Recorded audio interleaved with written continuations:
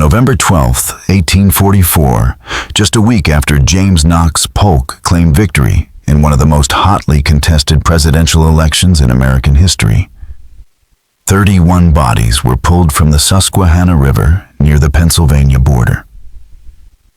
Each man bore the same strange mark, a crude X carved into his left palm, and each clutched a soaked ballot with the same candidate's name.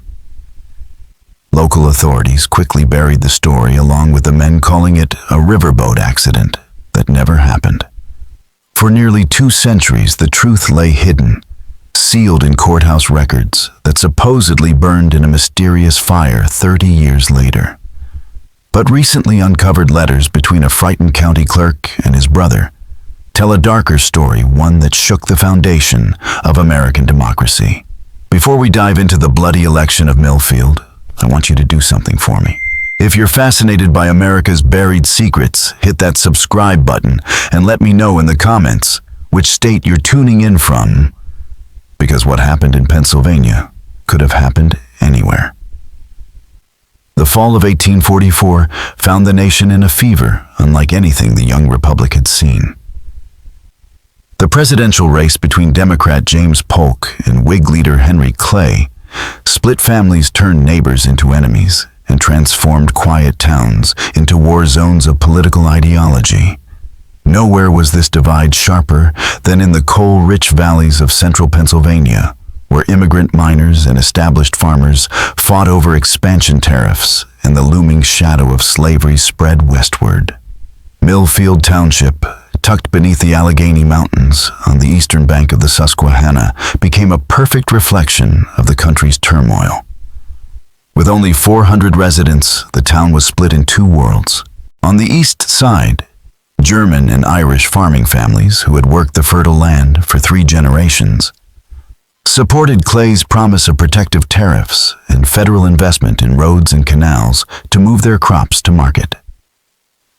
Leaders like Heinrich Zimmerman and Cornelius O'Brien stood firmly behind the Whig vision. But the west side told another story. Their Welsh and Scottish immigrants carved out a rough settlement around the Blackstone mine, a dangerous anthracite operation barely 2 years old. Led by the fiery Welshman Gwilym Parry, the miners rallied behind Polk's call for expansion and lower tariffs that would make tools and equipment cheaper for their struggling industry. Caught between these 2 factions was the town's small group of merchants. Store owner Samuel Hartwell Postmaster William Kensington and physician Edmund Fairchild tried to remain neutral, but neutrality had become a luxury no one in Millfield could afford.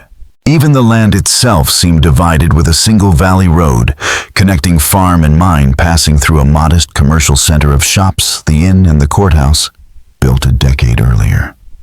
By October 1844, that courthouse had become the storm center of Millfield's political crisis, and the stage was set for the blood-soaked election that history tried to erase. November 5th, 1844, was no ordinary election day in Millfield. Township offices that had once been handed down by quiet agreement now drew open rivalry. Heinrich Zimmerman, the longtime supervisor, found himself challenged by the fiery miner leader Gwilym Parry. Even William Kensington, who had collected taxes for years, faced a bitter fight against Parry's brother-in-law, Owen Pritchard. And most contentious of all 4 men vied for justice of the peace, a position that carried power over property disputes, arrests, and even marriages.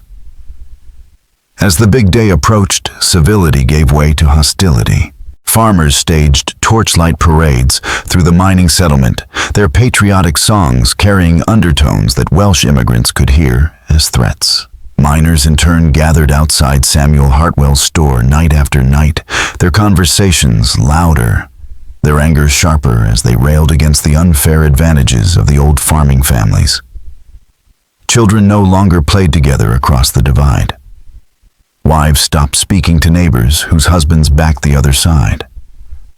On the night of November 3rd, someone painted slogans across the courthouse walls.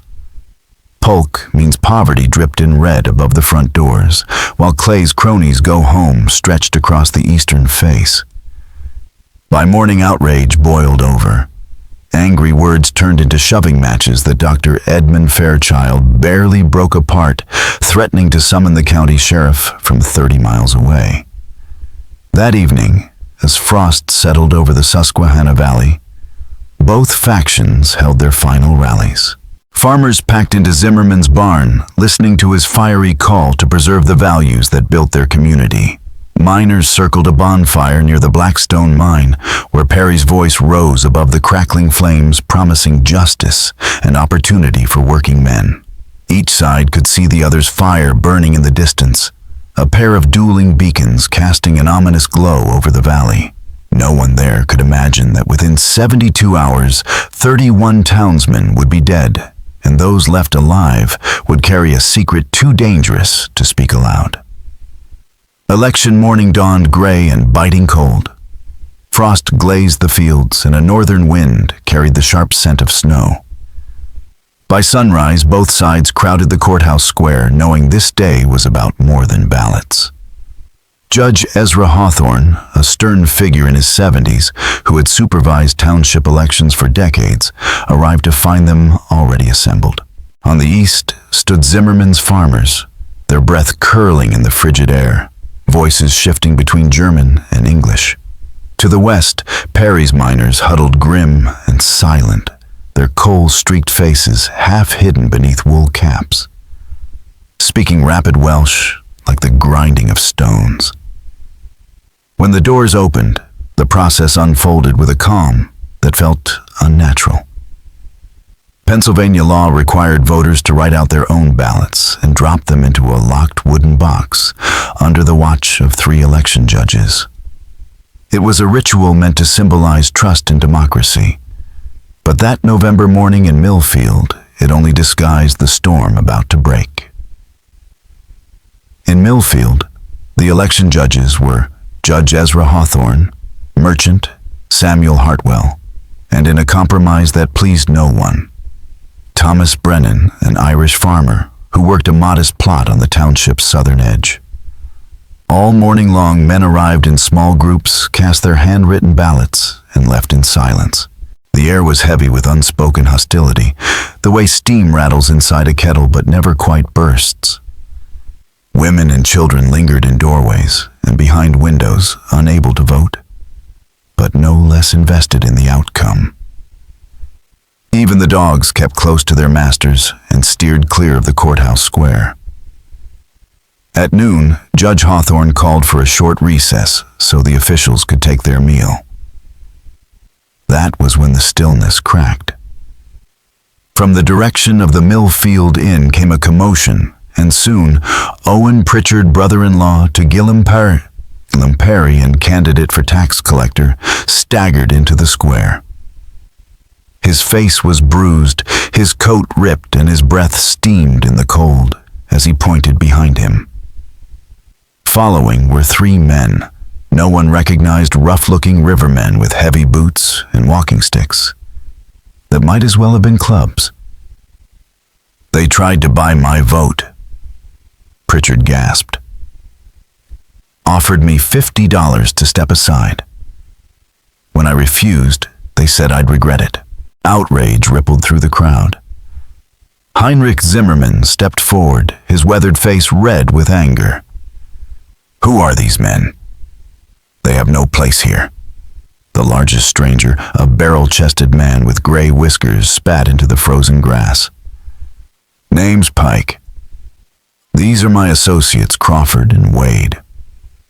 We represent certain interests that want to see this election run fair." His accent placed him somewhere along the Ohio River. Judge Hawthorne, still stern despite his years, raised his voice. "I don't care who you represent. This is a township election for township citizens. Leave now, or I'll have you arrested for disturbing the peace." Pike's laugh was low and gravelly like rocks sliding from a cart. "Arrested? With what, Sheriff?" "The nearest one's 30 miles off and busy with his own election troubles. We'll be staying right here until every vote is counted." What happened next became the stuff of whispers and arguments for generations. Gwilym Parry, his blood up from months of insults, and now seeing his brother-in-law humiliated, strode across the square and faced Pike head-on. You heard the judge, Parry said, his Welsh accent hardening each syllable. "Leave our town in peace." Pike studied him, then smirked. Knew it. A Welsh miner. Always stirring up trouble where you don't belong. He reached into his coat and pulled out a folded paper. "Matter of fact, we've got a list of men who shouldn't be voting today. And look at that, your name's right on top." From a distance, the crowd couldn't make out the names, but they could see the list was long. Maybe 30 or 40 entries, with several already struck through in heavy black ink.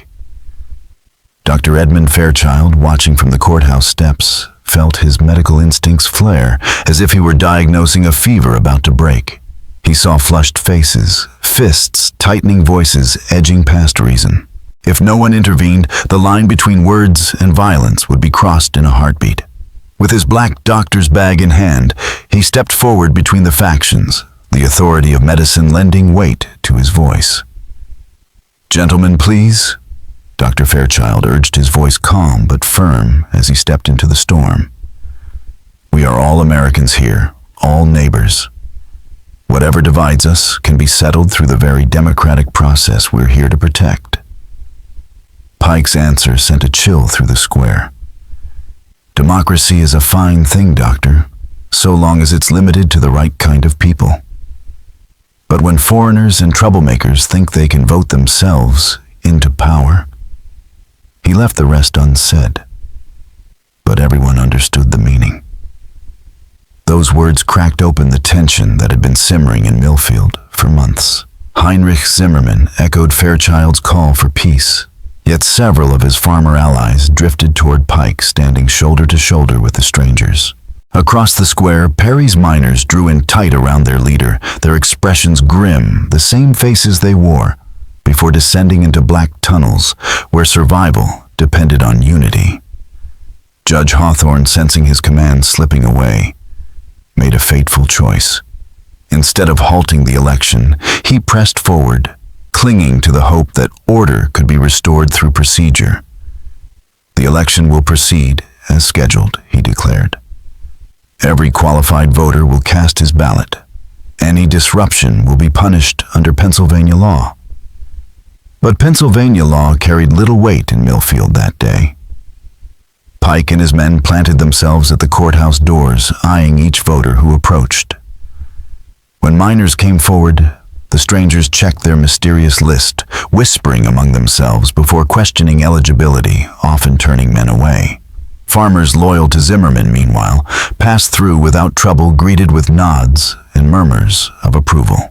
By late afternoon, only half the township's voters had managed to cast their ballots. The imbalance was plain to everyone, but Judge Hawthorne seemed frozen by the impossible tangle unfolding before him. As dusk fell and shadows stretched across the valley, Gwilym Parry made his stand. Gathering not only miners, but also Welsh and Scottish families from the township's western edge, he marched them toward the courthouse in a single tight column. Their strategy was simple: overwhelm Pike's challenges by voting as one. But November 5th, 1844 was no ordinary election day, and Pike was no ordinary man. As Parry's group reached the courthouse steps, Pike raised his hand and his men shifted like soldiers awaiting command. By the authority of honest citizens, Pike shouted, "I place you all under arrest for conspiracy to commit election fraud." Outrage erupted. Miners pushed forward, demanding to know what authority he possessed. Zimmermann's farmers, convinced the miners intended to storm the ballot box, rushed to block the entrance. In the growing crush, fists clenched, shoulders slammed. And then it happened. No one ever knew who struck the first blow. But within seconds, the square exploded. Neighbors who had broken bread together were now grappling in the mud and frost swinging fists, clubs, and whatever they could grab. The courthouse, once a symbol of order, stood in the center of chaos as Millfield descended into violence that would leave 31 of its men dead before the week was done. The sound of fists striking flesh mixed with curses in English, German, and Welsh. Women screamed for their husbands to stop, while children scattered to alleys and behind trees hiding from the storm overtaking their town. Judge Hawthorne, defying his years, forced his way into the fray, climbing the courthouse steps and shouting for order, though his voice vanished in the roar of battle. Fairchild dropped his medical bag and joined him, dragging men apart and pleading for reason, but reason was already gone. The fight might have sputtered out with exhaustion, as brawls often do, if not for what happened next. A sharp whistle cut through the chaos, rising from the direction of the Susquehanna. Instantly, the struggle faltered. Faces, battered and bloodied, turned toward the river. In the gathering dusk, lanterns appeared, first a few, then dozens swinging like fireflies along the bank. Pike, his lips split and bleeding, smiled through the blood. "Told you, boys," he said. "We represent certain interests, and those interests don't take kindly to fraud." The lanterns grew brighter as the figures carrying them marched closer, moving in tight formation. This was no mob. Their steps fell in rhythm, their posture sharp, and the glint of steel in the fading light revealed rifles, not walking sticks. Judge Hawthorne, his authority already slipping away, made one last desperate attempt. "Whatever your grievances, they must be addressed through lawful channels. I order you and your men to leave this township at once." From the darkness came a voice every survivor remembered until their dying day. Judge Pike said, mocking the word, "Your court's adjourned." Then the men stepped fully into view. They moved like veterans, but their uniforms bore no insignia. Their faces were cold, disciplined, and every one of them carried both a rifle and a coil of rope. At their head stood a tall, scarred man who called himself Captain Thorne. He spoke with the cadence of command, his voice slicing through the November night. "Citizens of Millfield," he announced, "we have evidence of fraud, conspiracy, and sedition against lawful government. By authority vested in me by concerned patriots, I declare this township under provisional supervision until order is restored." The townspeople stared in disbelief. Heinrich Zimmermann, blood still dripping from his nose, stepped forward. "By what authority do you make such a claim?" "We are citizens of Pennsylvania, bound by the Constitution of the United States." Thorne's smile was colder than the wind scouring the valley. "The Constitution protects Americans, Mr. Zimmermann. It does not protect those who would subvert it." At his signal, several of his men unfurled a parchment that looked official, though no one present recognized its origin. Its presence, combined with the rifles and the ropes, left little doubt Millfield had ceased to govern itself. Thorne's men unrolled a document so ornate it seemed impossible to question heavy seals, flowing signatures, the look of authority stamped across every line. From a distance, it passed easily for law. Yet Judge Hawthorne, who had studied genuine warrants for decades, recognized irregularities that reeked of forgery. Surrounded by armed men, however, calling it out would have been suicide. Dr. Fairchild stepped forward, clinging to the hope of reason. "Captain Thorne, any concerns about election fraud can and should be handled through proper channels. The county seat has officials qualified to investigate and deliver justice." Thorne's eyes cut into him, cold and unblinking. "Doctor, the corruption we're fighting runs deeper than county halls. State, federal, every level has been compromised by foreign influence. We act because true patriots cannot stand idle while their country is stolen." The words hit the crowd like ice water. This was no local dispute, no band of opportunistic thugs. These were vigilantes who believed themselves a higher authority untethered from law. Millfield had never seen such extremism in flesh and blood, and the shock left families paralyzed. But Guillaume Perry, forged in the dangers of coal mines, where hesitation meant death, refused to back down. "You speak of foreign influences," he shot back, his Welsh accent sharp as iron. "But what I see are American citizens exercising their constitutional rights. If you have charges, present them to the courts. Otherwise, take your men and leave this valley in peace." Thorne regarded him like a wolf sizing up prey, then gave a nod to Pike. The barrel-chested enforcer produced his infamous list and began to read. Guillaume Perry, native of Wales, arrived 1841, employee at Blackstone Mine, suspected of organizing foreign workers against American interests, advocates policies favorable to hostile foreign powers. He lifted his gaze, the accusation heavy in the air. "Sound about right, Perry," rage flushed Perry's face. "Every word is a lie. I came here legally. I work for my pay, and I vote my conscience, as is my right as a naturalized citizen." Captain Thorne's voice cut him down. "Rights are earned through loyalty. They can also be revoked." At his signal, the lantern light flickered across rifles as Thorne's men moved with chilling efficiency, dividing the township like livestock at market. Farmers loyal to Zimmerman were herded east. Miners and their families, those branded as foreign sympathizers, were forced west. The square, once a symbol of community, had become a holding ground.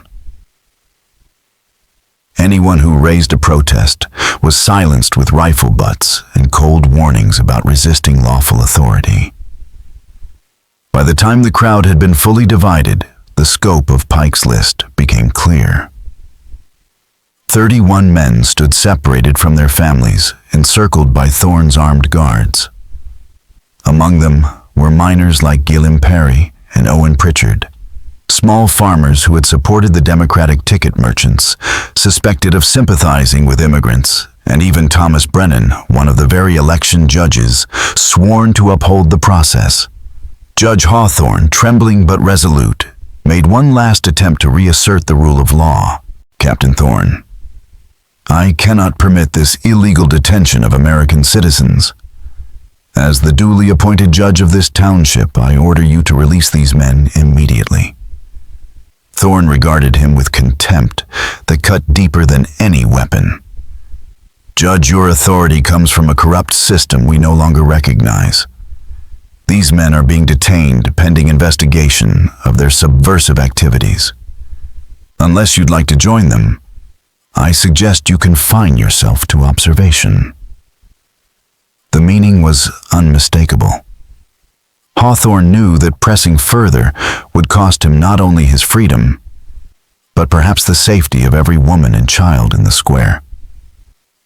The old man lowered his gaze, the weight of surrender pressing down on his shoulders. As night closed over the Susquehanna Valley, Thorne ordered torches lit around the courthouse. Flames flickered against stone walls, casting jagged shadows that turned the square into something between a medieval tribunal and a battlefield. "Citizens of Millfield, Thorne," proclaimed his voice ringing with rehearsed authority, "we will now proceed with a proper investigation of the sedition that has corrupted your community.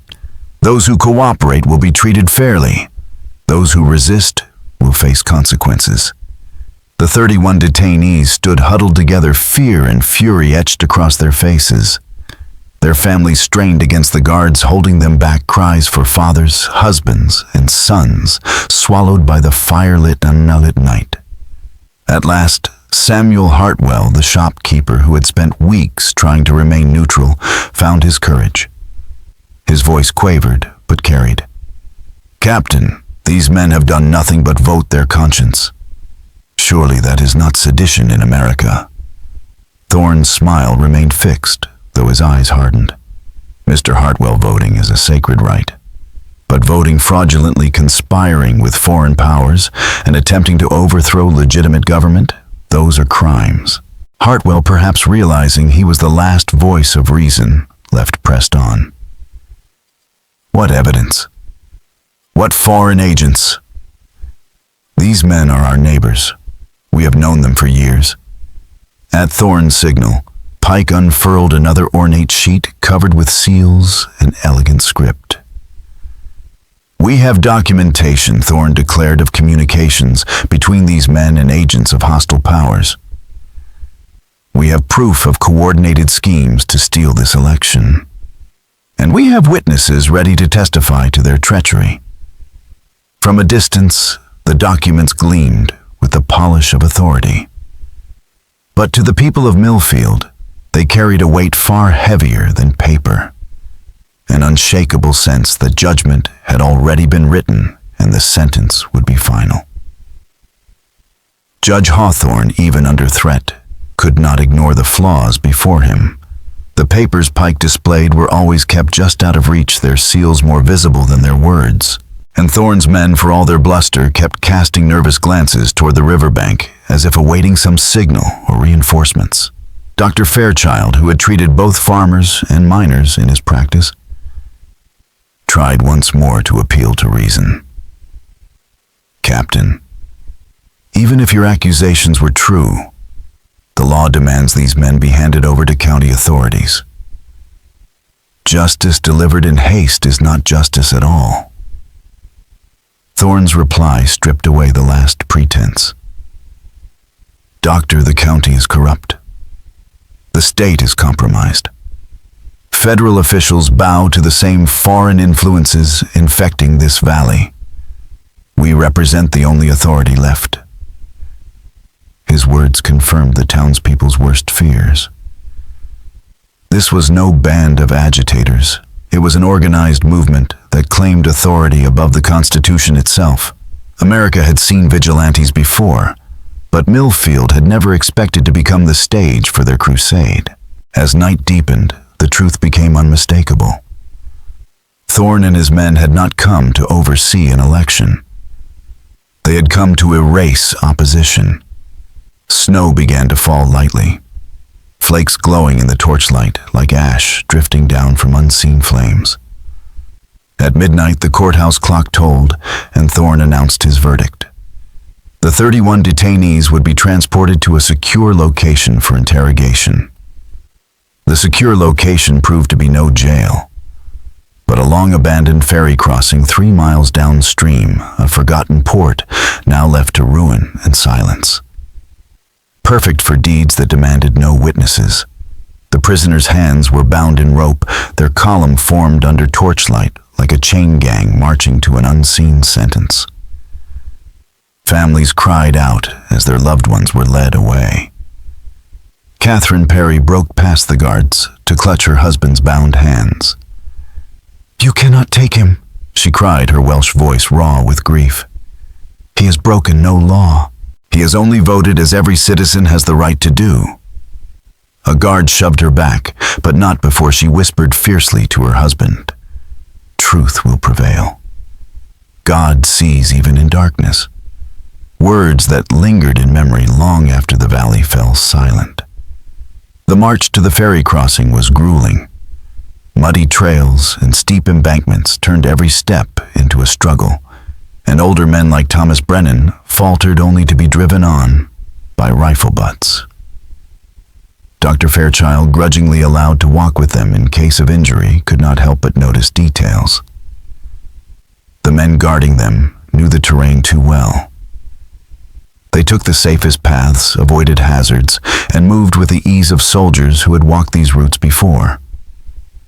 It was clear this was no spontaneous raid. The operation had been planned in detail long before the morning's ballots were ever cast. At last they reached the ruined ferry, crossing its crumbling buildings, crouched around a weathered stone wharf that jutted into the black water of the Susquehanna. The river lapped against the stones like an animal waiting to be fed. The ferry crossing's largest structure had once been a warehouse for goods bound downstream. Its stone foundations still sturdy, but its windows, shattered roof sagging, and walls streaked with years of river damp. Smaller buildings, the ferry office tool sheds and storage rooms, stood like hollow shells abandoned to mildew and decay. Thorne wasted no time. He ordered the prisoners shoved into the warehouse, a cavernous space 60 feet long and 40 feet wide, its thick timbers muffling sound and its isolation guaranteeing secrecy. Inside, the men saw at once this place had been prepared for them. Ropes dangled from the beams overhead. A ring of chairs stood ready in the center. On rough wooden tables lay an assortment of tools, hammers, knives, and iron implements, whose gleam in the lantern light betrayed purposes far more sinister than labor. Pike stepped forward, consulting his infamous list one last time. His voice echoed off the stone walls. "Gentlemen, you stand accused of conspiring to subvert American democracy through fraud, intimidation, and coordination with hostile foreign powers. These charges demand full investigation." Even bound Guillaume Perry refused to bow his head. "What sources? What foreign powers?" "These are baseless lies." Pike's smile curved like a blade. "Mr. Perry, your own words and actions condemn you. You've rallied immigrants against true American interests. You've championed policies meant to strengthen foreign nations. You've plotted to corrupt our elections with illegal votes." Perry's face burned with fury. "Every word is false. I've fought for fair wages and safe work. I've helped fellow immigrants understand their rights under American law. And I have voted according to my conscience, which is my right as a citizen of this country." Captain Thorne advanced, his shadow stretching long in the flickering lantern glow. "Rights, Mr. Perry, are not birthrights. They are privileges earned through loyalty and preserved by obedience. Foreign-born agitators who betray America forfeit all protection under its laws." The meaning sank like lead. These men were not merely detained. Their very citizenship was being stripped away, by decree their lives reduced to the whims of self-appointed patriots. Dr. Fairchild, driven by duty, raised his voice. "Captain, even if every charge you claim were true, these men are entitled to due process representation, indictment, trial by jury. What you are proposing violates every principle of American justice." Thorne's reply was a dagger to the heart of the township. Dr. American justice is already compromised. Foreign agents have infiltrated its courts, its councils, its halls of government. What remains is the justice we carry here tonight. "Traditional courts are broken," Thorne declared. "We represent the true principles of America, loyalty above technicalities." What followed was not justice, but a night of terror that bled into the dawn of November 6th. One by one, the detainees were dragged before Thorne's men. Dr. Fairchild's medical eye could not miss what was happening. The methods were torture calculated and deliberate. The warehouse echoed with screams as questions were hurled about voting loyalties, supposed foreign allegiances, and imagined conspiracies. What unsettled Fairchild most was not only the cruelty, but the precision. These men knew things they should not know. Family histories, private business dealings, quiet conversations that had taken place months earlier. They knew which miners had voiced sympathy for Irish independence, which farmers had grumbled about Polk's expansionist dreams, which merchants had dealt with immigrants. This was no sudden outrage. Millfield had been under surveillance, its residents marked and cataloged long before Election Day. As morning light filtered through broken panes, the purpose of the interrogations became plain. They were not seeking truth. They were manufacturing it. Forced confessions were scribbled down as proof of treason. Each accusation, each broken body, became part of a paper record designed to justify the verdict already decided. Worse still, Fairchild heard whispers among Thorne's men, talk of final solutions, of permanent resolutions to the problem of foreign influence. By late morning, the outcome was undeniable. The prisoners were never going home. Some men, like Guillaume Perry, clung fiercely to defiance, declaring their innocence, even as blows rained down. Others, older farmers, broken by exhaustion and fear, began mumbling false confessions in the desperate hope of mercy. A few resigned, prayed quietly, or spoke final words to friends they would not outlive. Dr. Fairchild, bound by oath to preserve life, seized a sliver of chance. With a scrap of paper and a surgeon's steady hand, he scrawled a message describing their fate and hid it inside his coat, praying it might one day reach the outside world. As the November afternoon waned, Thorne's men began preparing for nightfall. Boats were pulled to the wharf ropes, inspected, and retied sentries posted along the riverbank to watch for unwanted eyes. The prisoners, aware of what those preparations meant, filled their last hours with fragments of humanity. Some whispered plans of escape they knew were hopeless. Others spoke of wives and children trading messages in the fragile hope that someone someday might carry them home. A few argued bitterly, wondering if their politics had invited this doom, while most lapsed into heavy silence, preserving dignity where life could not be preserved. Thomas Brennan, the Irish farmer who had agreed to serve as election judge, broke down in guilt. "If I had refused," he whispered to Owen Pritchard, "if I had not taken the post, perhaps they would have gone elsewhere. Perhaps another town would suffer instead." Pritchard, though terrified himself, put a hand on his shoulder. "Thomas, you did your duty. You served honestly. This evil was coming no matter what we did. The true evil did not lie with miners, farmers, or merchants who had cast their ballots in good faith. It lay with the men who now held rifles, rope, and authority they had claimed for themselves." That truth became undeniable when Captain Thorne entered the warehouse to deliver his final decree. His tone was not that of a criminal, but of a commander addressing troops before battle. "Gentlemen," he announced, "you have been found guilty of sedition, conspiracy, and treason against the United States. In the absence of trustworthy institutions capable of punishing such crimes, loyal American citizens will carry out justice here tonight." The silence that followed was suffocating. 31 men, breathing in short, uneven gasps.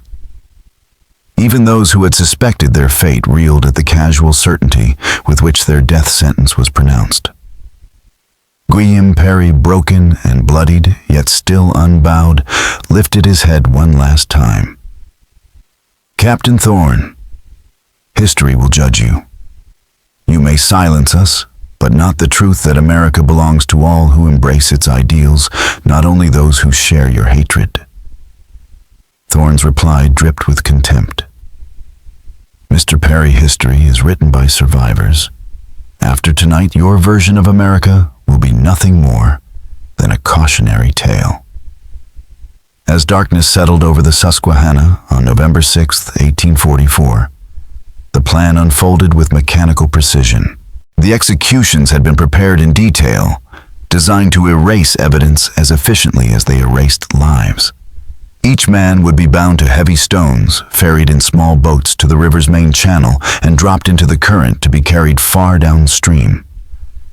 If bodies surfaced, they would be dismissed as accidents, drownings, or random crimes, never as mass murder. Dr. Fairchild, unable to contain his horror, begged for mercy. "Captain, these men have families, children, communities who depend on them. Whatever crimes you believe, they do not deserve this." Thorne's response revealed the depth of his fanaticism. "Doctor society cannot heal until it is purged of corruption. These men are a cancer. Their removal is not murder, it is surgery." To him, the killing was not a crime, but a patriotic duty. Meanwhile, Pike oversaw the final details.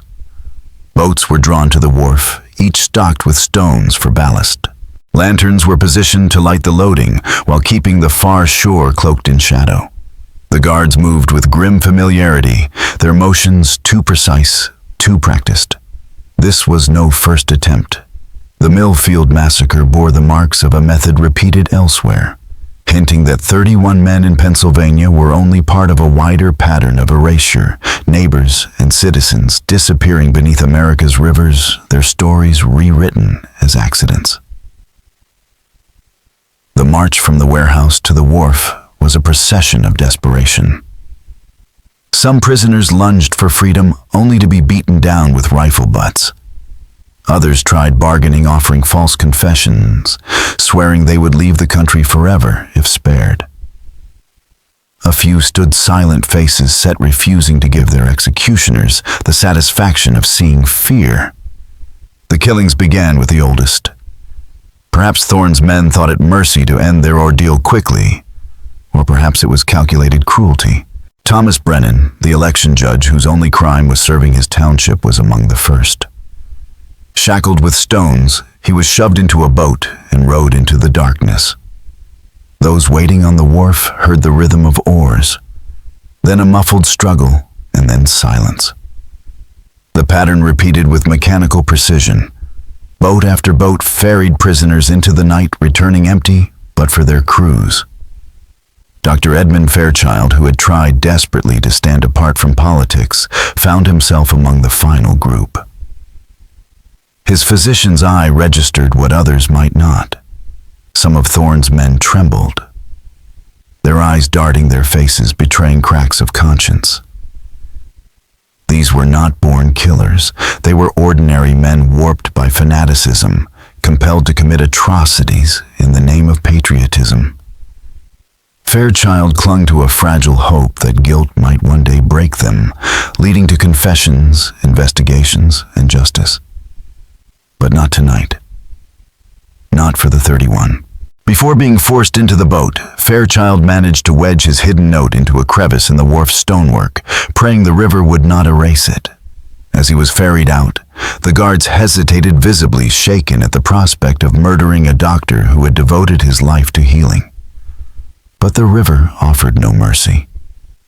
In its black waters, miners, farmers, judges, and physicians alike were equal. Death in the Susquehanna was democratic in a way Millfield's election had never been allowed to be. By 3 in the morning, on November 7th, 1844, it was done. 31 men had been murdered and consigned to the current, their killers confident the river would swallow both the evidence and the truth. But their careful planning began to unravel almost at once. The first clue came not from documents or witnesses, but from an animal. Fairchild's horse, left tied near the warehouse, broke free and wandered back toward Millfield. Its return without its rider sparked immediate alarm among families who had waited sleepless through the night. Catherine Perry, her husband Gilliam, among the missing, rallied the others. At dawn, she led a small search party toward the ferry crossing women whose husbands had been taken and a handful of men deemed too harmless to arrest. At their head was Heinrich Zimmermann, the German farmer once bitterly opposed to Perry, but now bound to him by shared peril. What the search party found at the ferry crossing would scar them forever. The warehouse reeked of blood and smoke, its walls streaked with stains, its beams etched with rope burns, and its floor littered with tools repurposed for cruelty. But the greater horror was absence. 31 men had vanished as though the river had swallowed them whole. Heinrich Zimmermann, his farmer's eye trained to read subtle signs, noticed what the killers had overlooked. Footprints churned into the mud, traced a path from warehouse to wharf. Frayed strands of rope littered the ground where prisoners had been bound and held.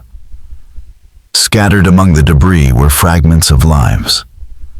A cracked lens from a pair of spectacles, a torn scrap of fabric, a distinctive bone button, all undeniable proof of who had been there.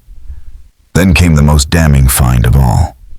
Wedged between the stones of the wharf was Dr. Fairchild's hidden message. His careful handwriting listed names, dates, and chilling details of what had transpired. Even in his final hours, the physician had documented the conspiracy with clinical precision, preserving evidence for a trial that might never come. With this knowledge, the survivors faced an impossible choice. Reporting the massacre to county authorities risked drawing the same fate Thorne had promised, especially if his claims of corruption higher up were true. Pursuing the vigilantes directly was futile. They had vanished into the night as efficiently as they had appeared. And perhaps most frightening of all, the survivors realized the truth behind Thorne's intelligence. Someone inside Millfield had betrayed them. Someone trusted, maybe a neighbor, maybe even a friend, had compiled the lists that sealed 31 men's deaths. Quiet investigations began in secret, and what they revealed widened the scope of horror. Thorne was not an isolated fanatic. He served a network of extremists, calling themselves the American Patriots Alliance, an organization spreading across Pennsylvania and neighboring states. They claimed to defend the Constitution from foreign corruption and domestic treason. In reality, they were a roving vigilante force targeting immigrants, dissenters, and anyone whose loyalty to their distorted ideals was in question. Samuel Hartwell, the storekeeper, whose careful neutrality had spared him, used his trading contacts to trace their movements. What he uncovered was staggering: a hidden trail of disappearances, suspicious accidents, and unexplained deaths, stretching across the mid-Atlantic. Millfield was not an exception. It was part of a pattern. The Millfield massacre was not an isolated eruption of violence. It was one act in a broader campaign of political terror. The evidence left behind was undeniable, but presenting it safely was another matter. Time and again, attempts to contact county or state officials ended with intimidating visits from men who claimed to be investigating election fraud. Their questions made it clear they were gathering intelligence, not pursuing justice. The breakthrough came from Judge Ezra Hawthorne. Old and frail though he was, his service in the War of 1812 had left him with friends in Pennsylvania's legal community, men whose loyalty to the Constitution was beyond reproach. Through trusted intermediaries, Hawthorne reached federal officials in Philadelphia. Within a week, a detachment of U.S. Marshals descended on Millfield with warrants for Captain Thorne and his men. But the killers had vanished. The warehouse was empty, the tools gone, the boats dispersed.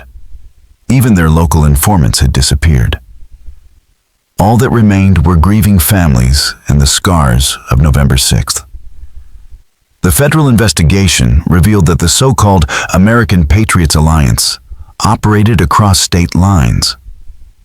Its cell-like structure made it nearly impossible to chart fully or dismantle. Some lower-ranking members were arrested and convicted, but Thorne Pike and the other ringleaders slipped into shadow and were never found. Worse still, the inquiry confirmed what Thorne himself had boasted: the Alliance had sympathizers inside legitimate institutions. Sheriffs, legislators, even a handful of federal officers shared its nativist vision and quietly obstructed investigations. They did not fire rifles or tie ropes, but their silence allowed the killings to continue unchecked. The legal proceedings that followed helped establish federal authority over political violence. But for Millfield's families, the victories were hollow. The perpetrators remained free. The 31 men were never recovered, and the township itself never healed. Within 6 months, the Blackstone mine shut down, not only for economic reasons, but because the Welsh and Scottish workers who had sustained it were dead or had fled. The farming families who remained struggled to manage larger tracts of land with fewer hands and a broken support network. The greater wound, however, was psychological. Neighbors no longer trusted one another. Gatherings turned awkward conversations, clipped political discussions, avoided at all costs. Children grew up with whispered warnings about the night 31 men vanished, learning early to mistrust outsiders and to fear politics as something that could get you killed. Through it all, one woman refused to let memory fade. Catherine Perry, widow of Gillum, became the keeper of Millfield's dead. She recorded each man's name, his family, his work, and his place in the community, preserving a truth that officials tried to bury and conspirators sought to erase. Catherine Perry's meticulous records became both a memorial and a lifeline, preserving names, families, and contributions of the 31 men who had vanished.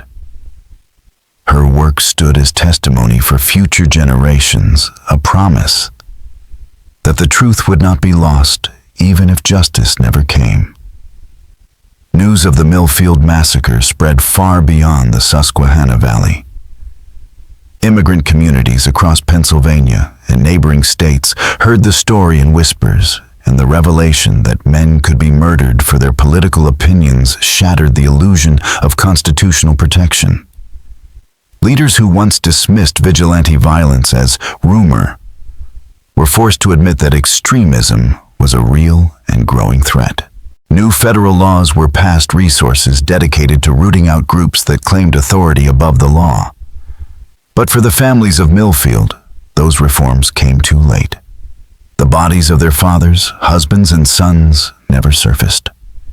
Families lived for years in a cruel limbo, grieving, yet still hoping that perhaps one day the missing might return. Nearly 2 decades later, in 1863, the truth flickered back to life.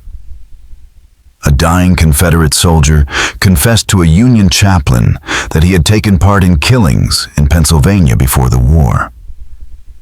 His description matched the Millfield massacre in every detail. He died before naming other conspirators, but his words confirmed what survivors had long suspected: the American Patriots Alliance had not disappeared. It had evolved, feeding the ideology that drove secession and civil war. Veterans of Millfield's bloodshed had carried their fanaticism into Confederate ranks, where their talent for irregular violence found a new stage.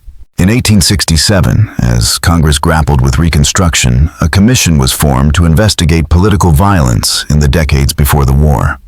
Survivors of Millfield testified, and their accounts were entered into the record. The commission concluded that groups like the American Patriots Alliance had posed a greater danger to constitutional government than the foreign enemies they claimed to oppose.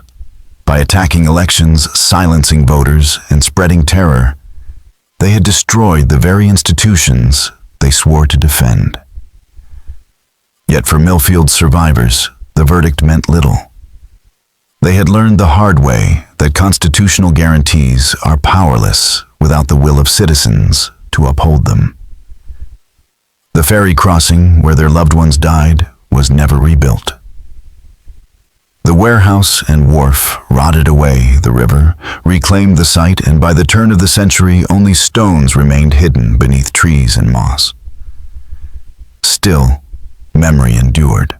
Families passed the story down in whispers, teaching their children that democracy is fragile, that rights are not self-enforcing, and that extremism often wears the mask of patriotism. The men of Millfield had committed no crime except to vote according to conscience. Their fate was a brutal reminder that the greatest threats to American freedom often rise not from foreign powers, but from those who proclaim themselves its fiercest defenders. What do you think? Was the whole truth about Millfield ever revealed, or are there still secrets buried beneath the Susquehanna? Let me know in the comments. And if this story left you unsettled, share it with someone who loves dark history. Hit like and subscribe for more forgotten mysteries. Until next time.